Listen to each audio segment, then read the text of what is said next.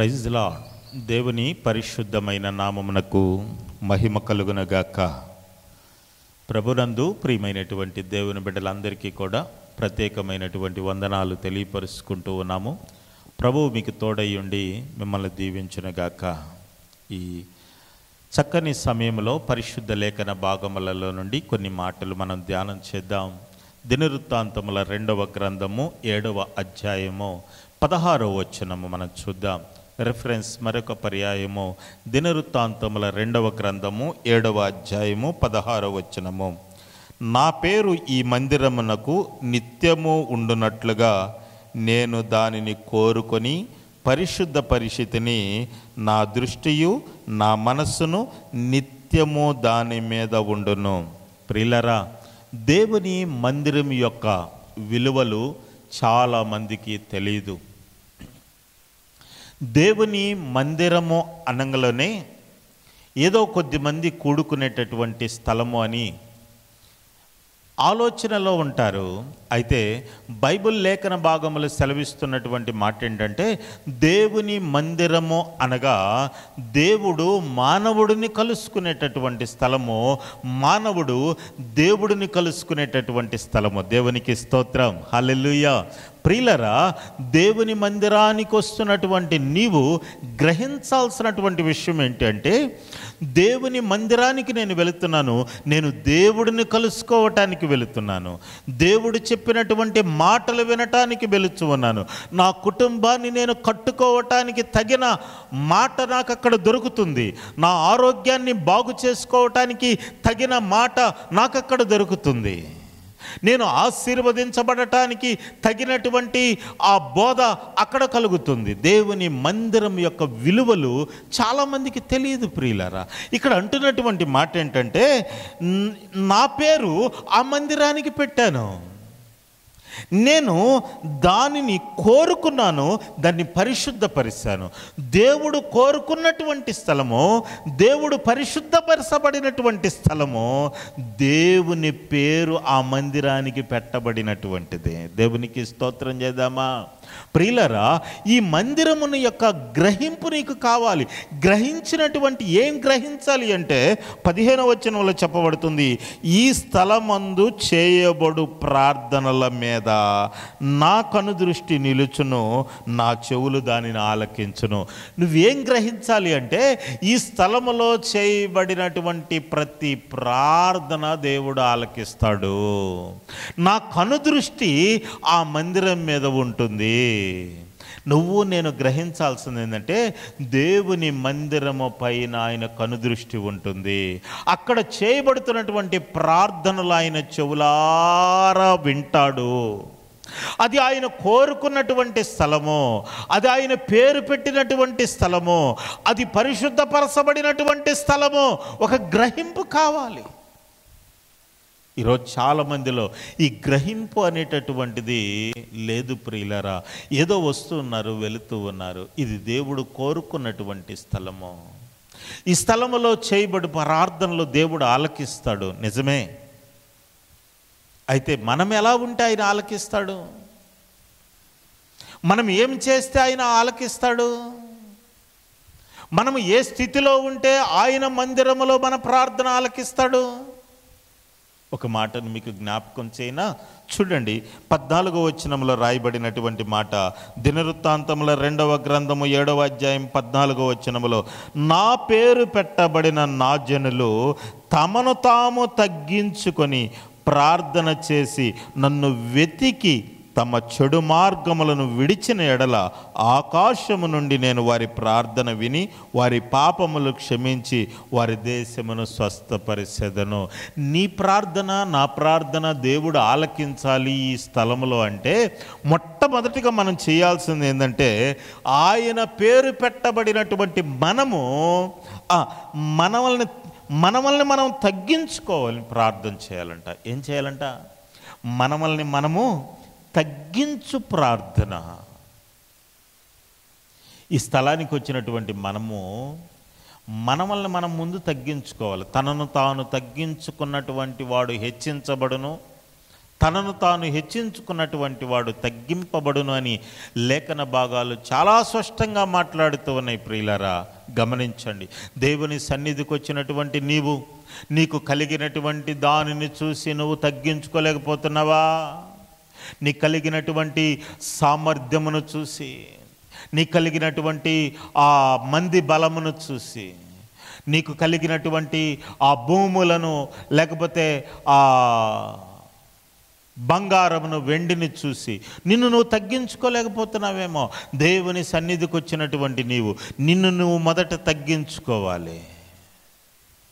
నిన్ను నువ్వు మొదట తగ్గించుకొని పాపమును ఒప్పుకొని చెడుతనమును విసర్జించినట్లుగైతే ఆయన ఆకాశము నుండి వారి ప్రార్థన విని వారి పాపములను క్షమించేటటువంటి దేవుడు. ప్రియులారా, గమనించండి.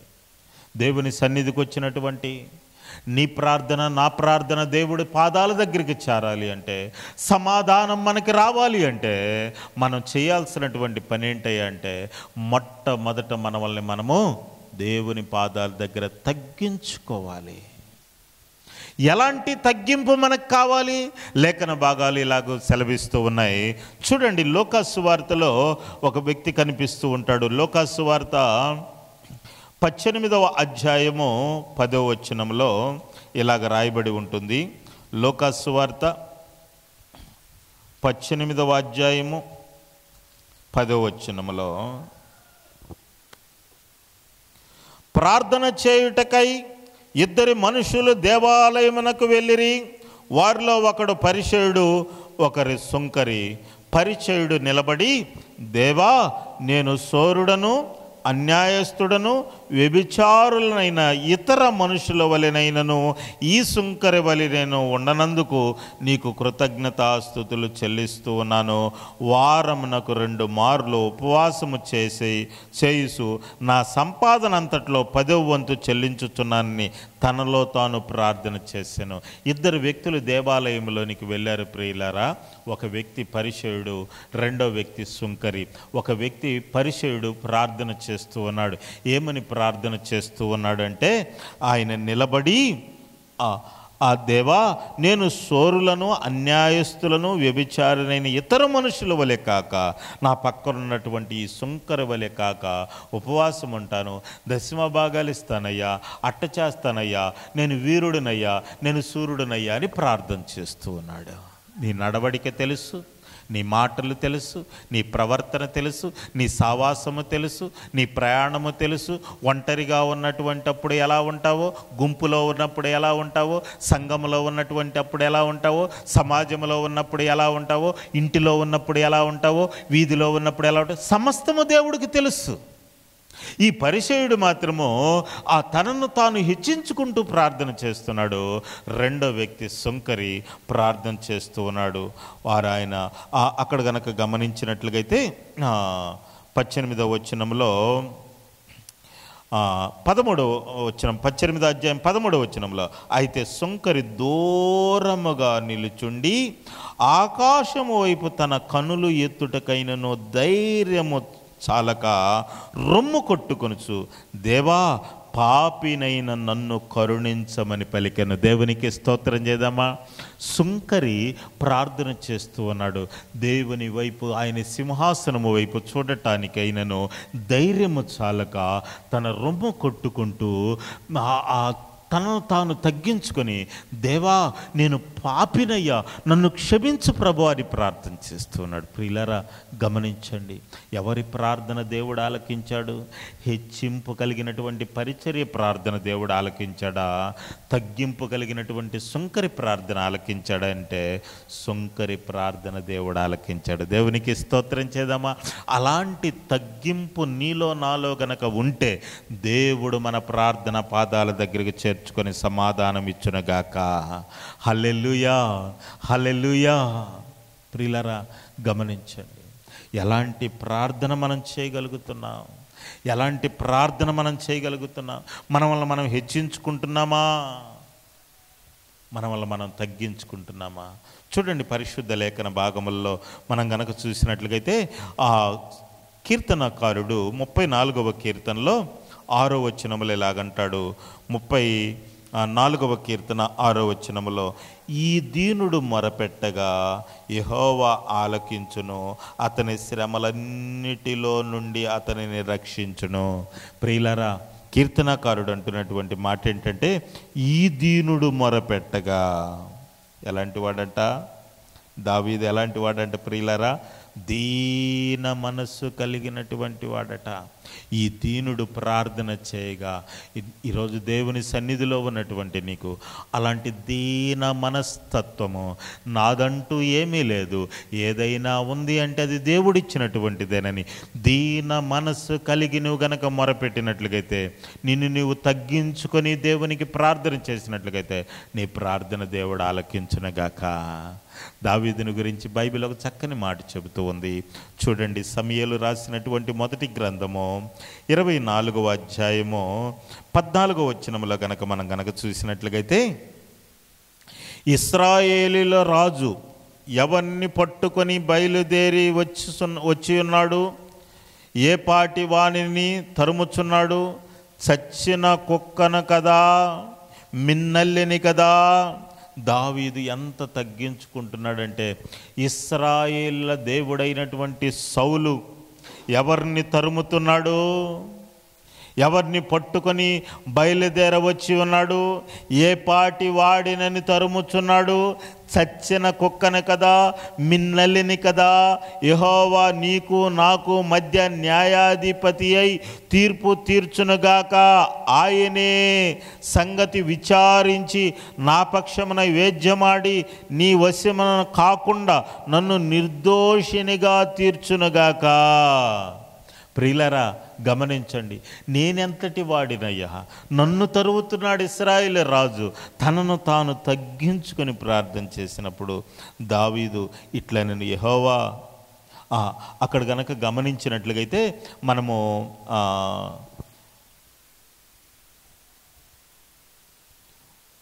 దావీదుతో ఇట్లా నేను అక్కడ 14వ వచనం నుండి మనం చదువుకుంటున్నాం. 15వ వచనం చూద్దాం. యెహోవా నీకు నాకు మధ్య న్యాయాధిపతి తీర్పు తీర్చును కదా. ఆయనే సంగతి విచారించి నా పక్షమున వేద్యమాడి నీ వశమున కాకుండా నన్ను నిర్దోషిగా మాటలాడి చాలింపగా సౌలు దావీదు, నాయనా ఈ పలుకులు నీదేనా అని బిగ్గరగా ఏడ్చి, అప్పుడు సౌలు, ఈ పలుకులు నీవేనా దావీదు, నాయనా. అబ్బా, దావీదు దగ్గర సౌలు దగ్గర దావీదు తగ్గించుకుంటే, దావీదు దగ్గర సౌలు తగ్గించుకుంటున్నాడంట. ఇక్కడ అంటాడు, దావీదు ఈ మాటలు సౌలుతో మాట్లాడి చాలింపగా సౌలు, దావీదా నాయనా ఈ పలుకులు నీదేనా అని బిగ్గరగా ఏడ్చి దావీదుతో ఇట్లనెను, యెహోవా నన్ను నీ చేతికి అప్పగింపగా నన్ను చంపగా విడిచినందుకు ఈ దీనమున నీవు ఉపకారము చేసిన వాడివై నా ఎడల నీకున్న ఉపకార బుద్ధి వెల్లడి చేసేదివి కనుక నీవు నాకంటే నీతిపరుడవు. దేవునికి స్తోత్రం చేద్దామా. ప్రియులారా, గమనించండి, ఇక్కడ చెప్పబడినటువంటి మాట, సౌలు గారు దావీదు దగ్గర తగ్గించుకున్నాడు, దావీదు సౌలు గారి దగ్గర తగ్గించుకున్నాడు. వాళ్ళిద్దరు నీతిమంతులుగా ఎంచబడ్డారు. దేవునికి స్తోత్రం చేద్దామా. ఈరోజు అలాంటి తగ్గింపు నీలో ఉంటే, దావీదులో తగ్గింపు, ఆ సుంకరిలో తగ్గింపు నీలో గనక ఉన్నట్లుగైతే, దేవుడు నీ ప్రార్థన ఆలకించి ప్రతి అవసరతల్లో ఆయన సహాయం అందించును గాక. ప్రతి బంధకాల నుండి దేవుడు నిన్ను విడుదల చేయునుగాక. 66వ కీర్తన 20వ వచనంలో కనుక మనం చూసినట్లుగైతే ఆయన అక్కడ అంటాడు, ఆ దావీదు గారు ఒక చక్కని మాట అంటాడు. 66వ కీర్తన 20వ వచనంలో చూడండి ఏమంటున్నాడో. 20వ వచనంలో, దేవుడు నా ప్రార్థనను త్రోసివేయలేదు, నా యొద్ద నుండి ఆయన కృపను తొలగింపలేదు, ఆయన సన్నుతింపబడునుగాక. దావీదు అంటాడు, నా ప్రార్థన దేవుడు ఆలకించి ఉన్నాడు, ఆయన కృప నా నుండి తొలగిపోలేదు, ఆయనకి కృతజ్ఞతాస్తుతులు చెల్లించునుగాక.